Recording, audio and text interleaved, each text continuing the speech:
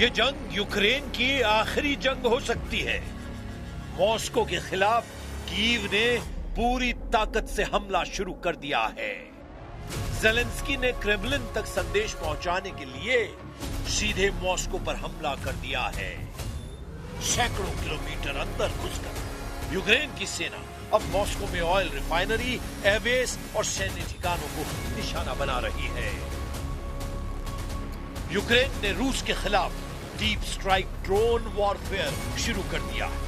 Zelensky की drone brigade Kyiv से 1000 kilometre दूर मॉस्को को हिलाकर रख दिया है। इन हमलों के लिए कीव लंबी दूरी लेकिन सस्ते ड्रोन का इस्तेमाल कर रहा है।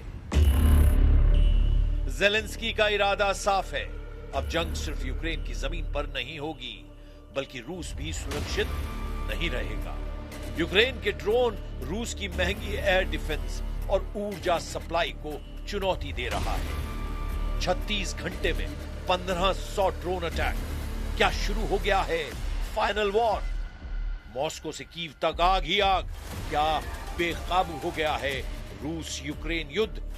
पुतिन बनाम ज़ेलेंस्की, कौन किसके टारगेट पर? मॉस्को पर मौत की बारिश। क्या टूट गया पुतिन का कवच? कीव का पलटवार या तीसरे विश्व युद्ध की आहट? 36 घंटे 1500 ड्रोन। क्या परमाणु मोड़ की तरफ पड़ रहा है युद्ध? रूस यूक्रेन युद्ध का सबसे खतरनाक फेज शुरू हो गया है। Дистанція до цілей цього разу більш ніж 500 кілометрів. Це вагомо ще й тому, що московський регіон найбільш насичений російськими засобами ППО. Вони свій район влади бережуть найбільше.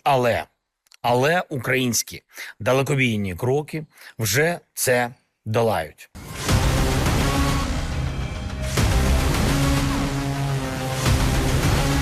जंग के 5वें साल रूस यूक्रेन युद्ध सबसे खतरनाक फेज में पहुंच गया है। जिस दिन यूक्रेन ने रूस की रिफाइनरी, सैन्य ठिकानों को निशाना बनाया, उसी रात रूस ने कीव, खार्किव, ओडेशा और निप्रो पर सैकड़ों ड्रोन और मिसाइल दाग दिए। यानी यूक्रेन के हमलों का जवाब रूस और ज्यादा क्रूर अंदाज में देता है। और रूस यूक्रेन जंग पूरी तरह से राजधानी बनाम राजधानी में बदल जाती है।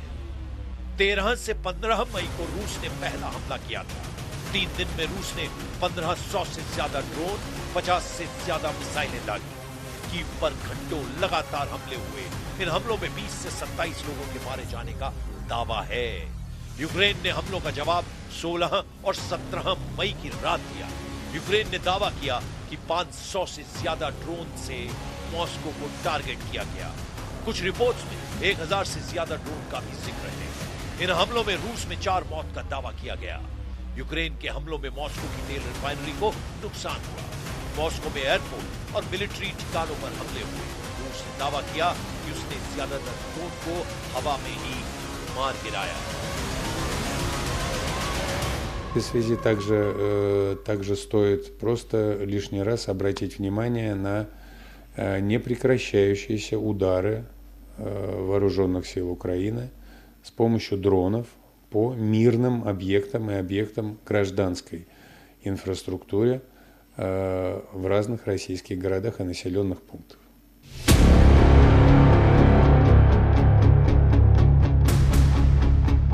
दोनों तरफ से करीब 1500 ड्रोन और मिसाइल हमलों का दावा और नतीजा मॉस्को से लेकर कीव तक दहशत, धमाके और आग। यूक्रेन ने रूस के दिल यानी मॉस्को रीजन पर हमला किया तो रूस ने कीव, ओडेशा, निप्रो और खेर्सोन और कई शहरों पर ड्रोन और मिसाइल हमलों से इन शहरों को दहला दिया। पूरा मंजर ऐसा बन गया जैसे आसमान युद्ध का मैदान बन गया हो। जंग में यूक्रेन ने 500 किलोमीटर से ज्यादा रेंज वाले सस्ते स्वॉर्म यानी झुंड में हमला करने वाले ड्रोन का इस्तेमाल किया तो ईरान के अंदाज में शाही ड्रोन से पलटवार किया। रूस ने पलटवार में ड्रोन के साथ मिसाइल का कॉकटेल मिक्स कर कीव को दहलाया। उसने KH-101 और किंजल मिसाइल का इस्तेमाल किया। यूक्रेन ने तेल रिफाइनरी और मिलिट्री जैसे सिलेक्टिव ठिकानों पर अटैक किया तो रूस ने यूक्रेन के ऊर्जा ढांचों और शहर की इमारतों को निशाना बनाया। अब सवाल सिर्फ हमले का नहीं, सवाल यह है कि आखिर यूक्रेन इतना बड़ा रिस्क क्यों ले रहा है? क्या ज़ेलेंस्की समझ चुके हैं कि अगर जंग सिर्फ यूक्रेन की जमीन पर लड़ी गई तो रूस अपनी बड़ी सेना और मिसाइल ताकत के दम पर धीरे धीरे बढ़त बना सकता है?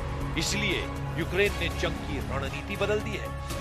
अब ज़ेलेंस्की के टारगेट पर रूस की इकोनॉमी है, रूस का ऑयल नेटवर्क है, रूस की मिसाइल फैक्ट्रियां हैं और सबसे बड़ी बात, रूस के आम लोगों के मन में डर पैदा करना। यूक्रेन का मकसद रूस के लिए जंग को लंबा और महंगा बनाना है।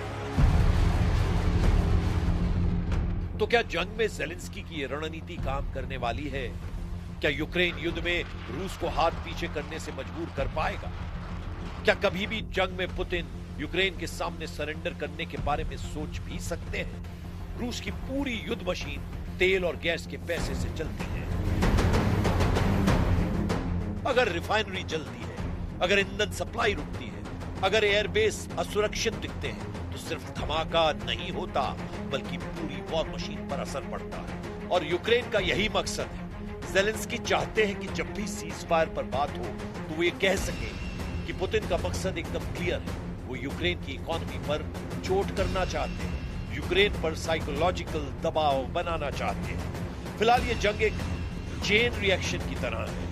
पहले रूस छोटा हमला करता है, यूक्रेन बड़े हमले से जवाब देता है, तो रूस इससे भी ज्यादा बड़ी ताकत से हमला करता है। यही वजह है कि यूक्रेन अब यूक्रेन की जमीन पर जंग लड़ने की बजाय रूस के आसमान में जंग लड़ रहा है। Як я вчора і казав, росіянам треба думати про свої НПЗ, про свої нафтові об'єкти, про свої підприємства, а не про те, як зламати життя інших народів в Україні, чи в Молдові, чи в будь-якій іншій країні-сусідці. उधर पुतिन भी जंग से पीछे हटते हुए नहीं दिखाई दे रहे हैं। क्रेमलिन हर बार ज़ेलेंस्की के पलटवार का जवाब बड़े हमले से देता है। क्रेमलिन का मानना है कि अगर मॉस्को पर हमले का जवाब और ज्यादा ताकत से नहीं दिया गया तो रूस की सुपर पावर इमेज को बड़ा झटका लग सकता है और जंग में मॉस्को ब्रिगेड की पहली स्ट्रेटेजी भी साफ दिखाई दे रही है।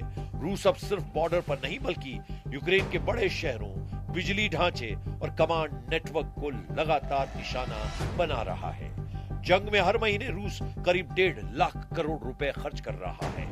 इसकी भरपाई रूस तेल के पैसे और टैक्स से चुकता कर रहा है। हर महीने जंग में रूस के करीब 30,000 सैनिक जख्मी हो रहे हैं या मारे जा रहे हैं। इनकी रिप्लेसमेंट के लिए रूस की सेना में हर महीने सैनिकों की भर्ती हो रही है। लेकिन इस जंग का सबसे बड़ा साइड इफेक्ट अभी बाकी है।